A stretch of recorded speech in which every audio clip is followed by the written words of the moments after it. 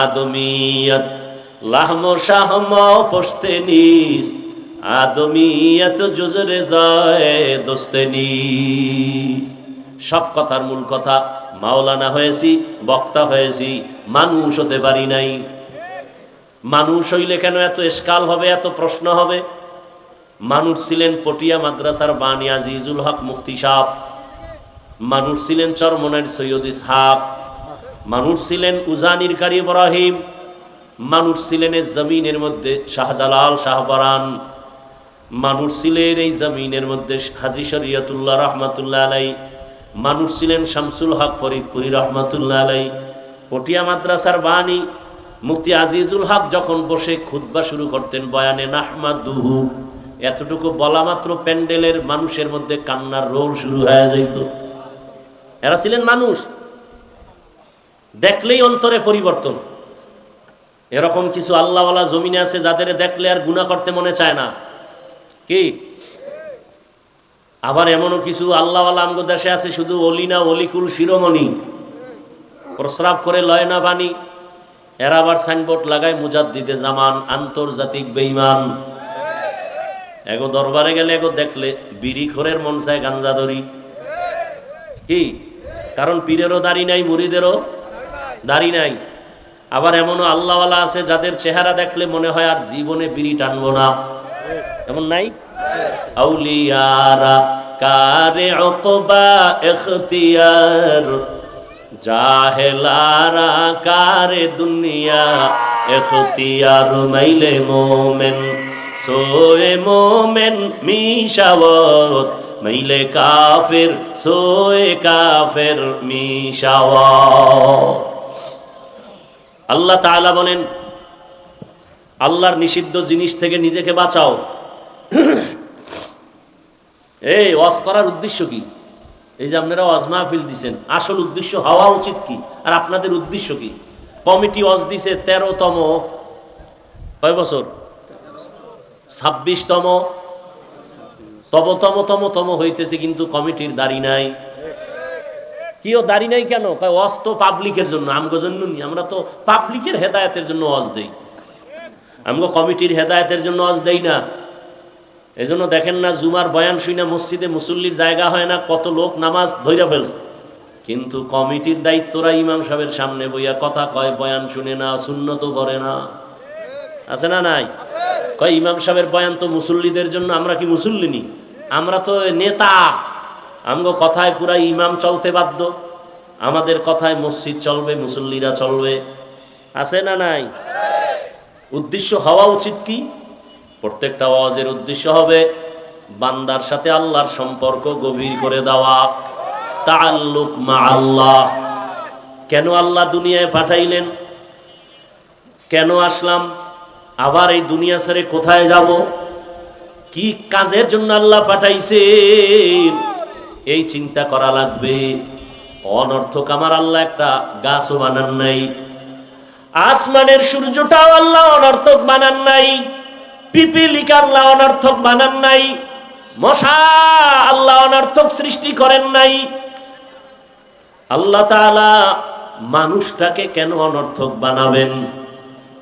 বরং আল্লাহ বলেন, নবীজির হাদিস, ক্বালা রাসূলুল্লাহি সাল্লাল্লাহু আলাইহি ওয়া আলিহি ওয়াসাল্লাম, আদ-দুনিয়া খুলিকাত লাকুম ওয়া আন্নাকুম খুলিকতুম লিল আখিরাহ। দুনিয়ার সব মানুষ তোমার গোলাম, আর তুমি মানুষ একমাত্র আল্লাহর গোলাম। আদমিয়ত লাহমু শাহমু পুশতে নিস, আদমিয়ত জুজরে জয়ে দোসতে নিস। আদমিরা আদমিয়ত লাজমাস, উদে রাগার বুনা বশদহি জামাস। দুনিয়াতে আল্লাহ মানুষ বানাবার একটাই কারণ, সূর্য তোমার গোলামি করবে হে মানুষ, জমিন তোমার গোলাম।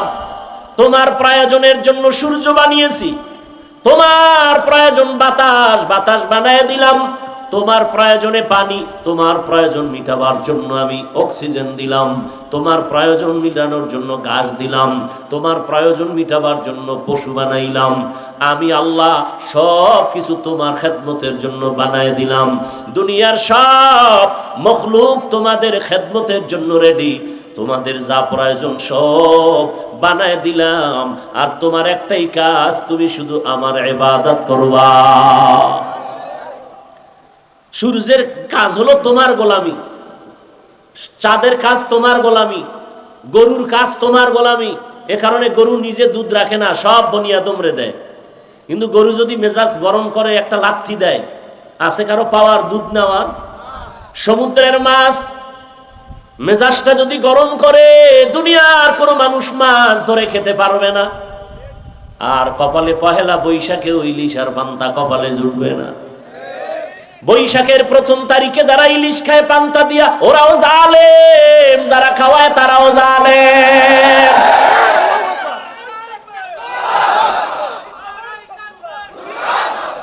ভাইরা আমার, ইলিশ পান্তা আজকে খাও, নিষেধ আছে? পহেলা বৈশাখ খাইতেই হবে, এটা গুনাহ। তো কেমনে খায়?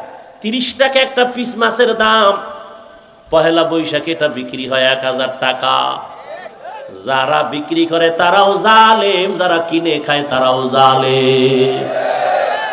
গর্বাসুরত আদমি ইনসাবুদে আহমদবু জাহলো হামেক সাবুদি। এরে দুনিয়ার উম্মত, এরে আমার কলিজার যুবক,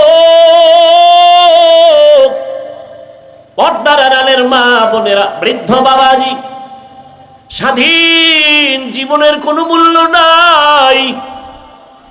আল্লাহ দুটো পাও দিয়েছেন, হাঁটো। তার মানে যেখানে মনে চায় সেখানে হাঁটবা, সেখানেও কিন্তু হাঁটার বেলায় স্বাধীনতা নাই, আছে না? আল্লাহ এরিয়া দিছে, এর বাইরে যাওয়া যাবে। হাত দিছে ধরার জন্য, মনে যা চায় তাই ধরবা না, স্বাধীনভাবে ধরা যাবে না। আল্লাহর আইনে যেটা হালাল সেটা ধরবা, আল্লাহর আইনে যেটা হারাম সেটা ধরা যাবে না। কি ভালো করে বুঝো। চোখ দিছে দেখার জন্য, স্বাধীনভাবে দেখা যাবে না, সীমাবদ্ধ আছে। এই চোখ দিয়া মোবাইলে তাকায় তাকায় কবিরা গুনাহ দেখবা, এজন্য চোখ দেয় নাই। ও বান্দা, চোখ দিয়া মায়ের চেহারা দিয়ে তাকাও, কলিজার বাবার চেহারা দেখো সওয়াব। আল্লাহর প্রিয় বান্দা উলামায়ে কেরামের চেহারা দেখো সওয়াব। বাইতুল্লাহ দেখবা সওয়াব। আল্লাহর কালামটা খুলে খুলে তাকায় তাকায় দেখবা, আমলনামায় সওয়াব। ই কালামে জিন্দা কুরআনে হাকিম, হিকমতে উলা ইয়াজালাসতু কাদিম। মাকে চিনলা, মায়ের জন্য তুমি এখন পাগল। বাবাকে চিনছো, তুমি বাবার জন্য পাগল। বন্ধু একজনকে তুমি আপন বানাইছো, বন্ধুরে তুমি এত ভালোবাসো, ওই বন্ধুর জন্য তুমি এত পাগল। ওই বন্ধুকে না দেখলে তোমার ভালো লাগে না, ওই বন্ধুর সাথে কথা না বললে অন্তর থামে না। কিন্তু বান্দা, ওই বন্ধু তোমার আসল না। তুমি যদি মরিয়া যাও, মোবাইলের নাম্বারটাও ডিলিট করে ফেলবে। কিন্তু তুমি চিন্তা করে দেখছো, মাকে তুমি আপন মনে করছো, মাও আপন না। এই দুনিয়ায় কত মা তার সন্তানের জবাই করে দেয়। বাবারে আপন মনে করছো, বাবা আপন না। এ জমিনে বাবা সন্তানের জবাই করে দেয়, আসেনি? বাংলাদেশের ঘটনা, কত বাবা তার আপন মেয়েটাকে হোটেলের মধ্যে নিয়ে বলে, আজকের রাতের জন্য তুই আমার কাছে মেয়ে না, স্ত্রীর সমান। তাহলে তুমি কারে বন্ধু বানাইয়া পাগল হয়ে দৌড়াও? যার পিছনে দৌড়াও, যারে পাগল ভালোবাসো, সে তোমারে আসলে ভালোবাসে না। কিন্তু তুমি চিন্তা করো, তোমার আসল মালিক তোমার যত বড় আপন হোক না কেন, মনের মতো কিছু চাইলে মন ভরিয়া দেয় না। কিন্তু চাওয়ার আগে তোমারে যা দেওয়ার দরকার, এগুলো যিনি দিছে তিনি হলেন আসল। দুনিয়াতে আসার আগে আমার পানির প্রয়োজন দিছেন কে? দুনিয়াতে আসার আগে, আসার পরে আমার রৌদ্রের আলোর প্রয়োজন দিছেন কে? চাওয়ার পর না আগেই? দুনিয়াতে চলতে আমার বাতাসের প্রয়োজন কে দিছে? চাওয়ার আগেই যিনি দিছেন তিনি কে? তিনি হলেন আসল বন্ধু। তাকে তুমি আসল বন্ধু বানাও, কিন্তু সে মালিকের তুমি এখনো পর্যন্ত চিনো না। কেমন দয়ার মালিক! রাতের বেলা ঘুমায় গেছো, মরা অবস্থায় পড়ে আছো, আমার মাওলা যদি সজাগ না করতেন ঘুম থেকে আর সজাগ হতে পারতাম না। ও আল্লাহর বান্দারা, আমার আল্লাহ দুনিয়াতে পাঠাইয়া যা প্রয়োজন দিয়েছেন, দুনিয়াতে আসার পরে আমি তুমি হাঁটতে পারতাম না, হাঁটার শক্তি কে দিছেন? দুনিয়াতে আসার পরে দাঁত ছিল নি, সময় মতো দাঁত আমার আব্বা আম্মা দিছেন। কে দিছেন? আল্লাহ দিছেন। চাওয়ার পরে নাকি চাওয়ার আগে? দুনিয়াতে কথা বলার শক্তি ছিল না, আব্বু বলতে পারতাম না, আম্মু বলে ডাকতে পারতাম না। এই ডাকার শক্তি জবান দিয়া তৌফিকটা কে দিয়েছেন? ওই আল্লাহরে আজকে কেন ভুলিয়া গেছো? ওই আল্লাহর দেওয়া পানি না থাকলে বাঁচতে পারো না, ওই আল্লাহর দেওয়া সূর্যের আলো বন্ধ হলে চলতে পারো না। আমার দয়ার মাওলার চাঁদের আলো যদি না থাকে তোমার জীবন বাঁচবে না। আমার মাওলার দেওয়া কত বাতাস তুমি ভোগ করো, ওই মাওলা বাতাস বন্ধ করলে বাঁচতে পারবা না। আমার মাওলা যদি ঘুম থেকে তোমারে সজাগ না করে উঠতে পারতা না। আমার মাওলা যদি তোমার সামনে গরুটারে দুর্বল না বানায় তুমি দুধ নিতে পারতা না। আমার মাওলা যদি নদীর মাছগুলো দুর্বল করে না দিত তুমি ধরতে পারতা না। এত দয়া যিনি করলেন, ওই দয়ার মালিকের কেন চিনো না? কোথায় দৌড়াইতেছো? ওই মালিক যে তোমাকে ফজরের সময় ডাকতেছে তুমি কি শোনো না? ওই মালিক তোমাকে মুয়াজ্জিনের দ্বারা জোহরে ডাকতেছে, বান্দা বান্দা তুমি মাওলার ডাকে সাড়া দাও না, কোথায় ভাগতেছো? ওই মাওলা দয়া করে আবার বেজার না হইয়া জোহরের নামাজে ডাকাইলেন, যাও নাই। আমার আল্লাহ রাগ না করে আবার আসরের নামাজে ডাকাইলেন, বান্দা আয়। বান্দা তুমি আসরের হাজিরায়ও যাও নাই।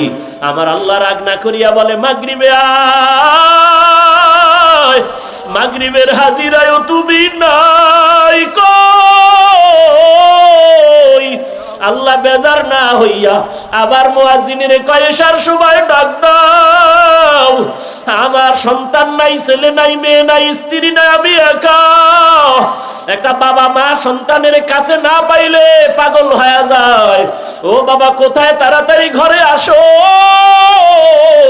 আমি মা ঘুমাই না, তুমি না আসলে ঘুম হবে না।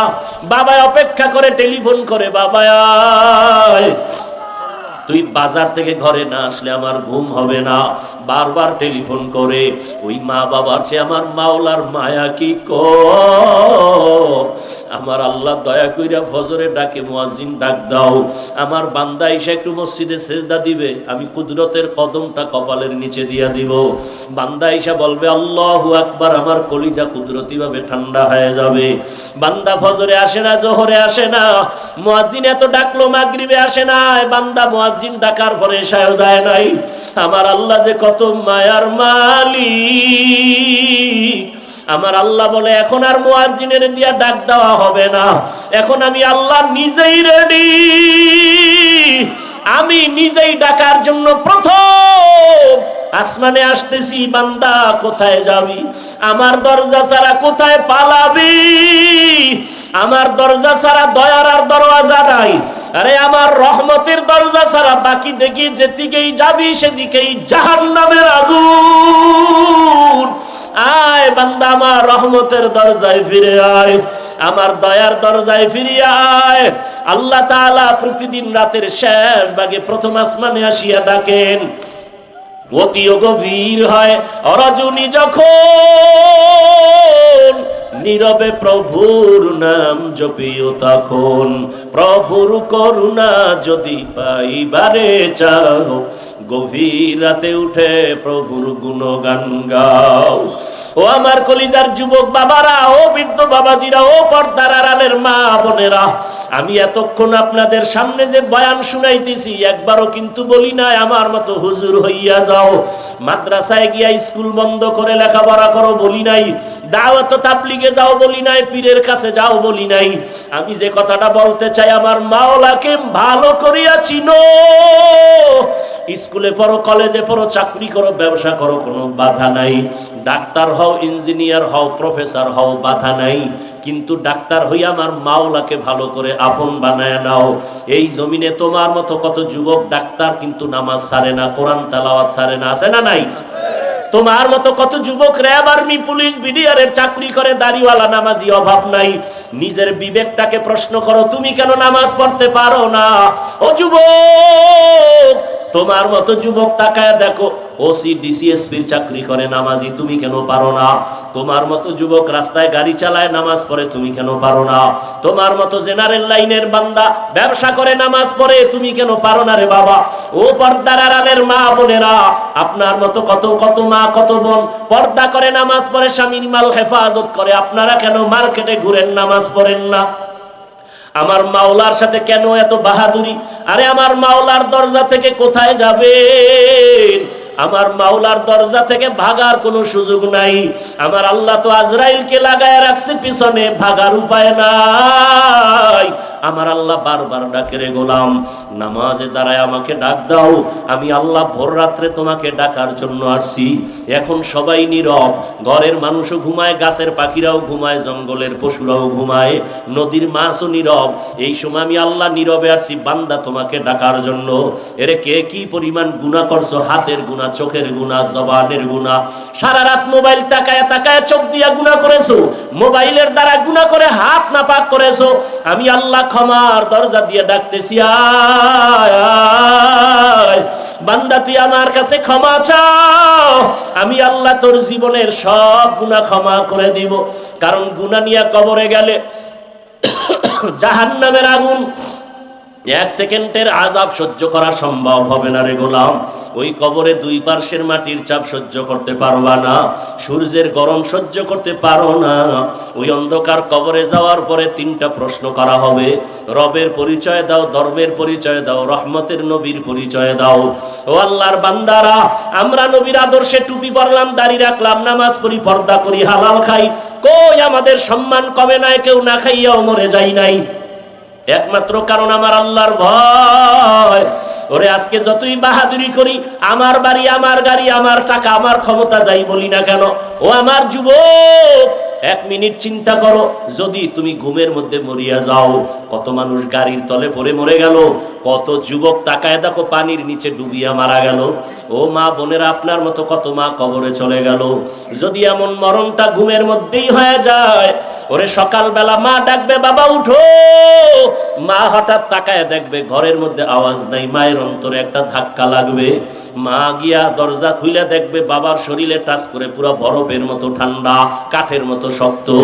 মা একটা চিৎকার মারিয়া বলবে, ও স্বামী তাড়াতাড়ি আসো, কলিজার সন্তানটা আর দুনিয়ায় বেঁচে নাই। আপনজনেরা কাঁদবে, বাবাও কান্না করবে, আর টেলিফোন করবে, ইমাম সাহেব আমার সন্তানের জানাজা না দিয়া কোথাও যাবেন না। মা কান্না করবে, আমাকে আম্মু বলে আর ডাকার মতো আর কেউ রইল না, আমাকে কে আম্মু বলে ডাকবে? ও যুবক, দেখবা তোমার হাতের ঘড়িটা আর একজনে হাতে লাগায় বলবে, এটা আমার ঘড়ি। আমার গায়ের, তোমার গায়ের গেঞ্জিটা বেলেট দিয়া কেটে কেটে রেখে দিবে। বাবায় বলবে, যা একদল বাজারে গিয়া সাদা কাফন কিনে নিয়ে আস। আর এক দলকে বলবে, ঘরের পেছনে গরম পানি করো। আর এক দলকে বলবে, বাঁশ বাগানে কবর খনন করো, আর ধরে রাখা যাবে না। জানাজা পড়ায় যখন কবরের দিকে নিয়ে যাবে, ওই কবরে তোমার এখন মা বাবা আপনজন কেউ যাবে না, তুমি আমি একা। ওই অন্ধকার কবরে তিনটা প্রশ্ন যদি করে, বেনামাজি হয়ে কবরে গেলে একটা জবাবও দেওয়ার সময় হবে না, সুযোগ হবে না। নাফরমান গুনাহগার বলবে, হা হা লা আদরি, আফসোস আমি কিছুই জানি না। নবীজি বলেন, আল্লাহর গায়েবী আওয়াজ হবে কুদরতি ভাবে। আল্লাহ বলবেন, ও ফেরেশতাই, নাফরমানকে আর সুযোগ দেওয়া যাবে না। আমার দেওয়া পানি, সূর্যের আলো, চাঁদের আলো সব নিয়ামত ভোগ করি, আমার হুকুম মানে নাই, এখন আর সুযোগ দেওয়া হবে না। কবরে জাহান্নামের আগুন লাগায়া দাও, কবরের সাথে জাহান্নামের সাথে রাস্তা খুলে দাও। আল্লাহ রাগ করিয়া বলবে, রে কবরের মাটি, এই গুনাহগার বেনামাজিরে দুই দিক থেকে জোরে জোরে চাপ দাও। এত জোরে চাপ দিবে পাজরের হাড় চুরমার হয়ে যাবে। ও আল্লাহর বান্দারা, আল্লাহর কোরআনে গুনাহ জাহান্নামের বয়ানও আছে, জান্নাতের বয়ানও আছে। আল্লাহর কোরআনের বয়ানে কে জান্নাতে যাবে, কারা জাহান্নামে যাবে, কি কাজ করলে জান্নাত, কি কাজ করলে জাহান্নাম, আল্লাহ কোরআনে বয়ান করেছেন, হাদিসেও নবী বয়ান করেছেন। অতএব এখনো সময় আছে, তওবা করো, আল্লাহর কাছে বিনয়ের সাথে আল্লাহকে বলো। ও পর্দার আড়ালের মা বোনেরা, আল্লাহর কাছে তওবা করেন। আর বেপর্দায় চলবেন না, নামাজ ছাড়বেন না, স্বামীর মাল নষ্ট করবেন না। যুবক বাবারা তওবা করো, মনে মনে আল্লাহকে বলো, আর নামাজ ছাড়বা না, দাড়ি কাটবা না, বেপর্দায় চলবা না, মা বাবার দোয়া নিয়ে চলবা, শিক্ষকের দোয়া নিয়ে চলবা, উলামায়ে কেরামের দোয়া পরামর্শ নিয়ে চলবা। খাঁটি অন্তরে যদি মনে মনে আল্লাহর কাছে তওবা করতে পারো, মুহূর্তে জীবনের সব গুনাহ আল্লাহ মাফ করে দিবেন। তবে সবার কপালে তওবা নসিব হবে না। আবু জাহাল নবীজির 13 বছর বয়ান শুনিয়াও কালেমা পড়ে নাই, আর ওমরের মতো বান্দা তরবারি নিয়া নবীকে জবাই করতে গিয়া কালেমাওয়ালা হয়ে গেছে। কত কপাল পোড়ারা বয়ান জানে শুনে তারপরও নামাজ পড়ে না, মিথ্যা কথা ছাড়ে না। আর একদল মানুষ হঠাৎ চোখের পানি ছেড়ে কান্না করে তওবা করে আল্লাহর দিকে আগায় যায়। আল্লাহর মোহাব্বত নিয়া যাদের অন্তর তৈরি আছে তওবা করার জন্য, মুনাফিকি নাই, খাঁটি তওবার নিয়ত যদি থাকে, দুটো হাত আমার আল্লাহকে দেখাইয়া দাও।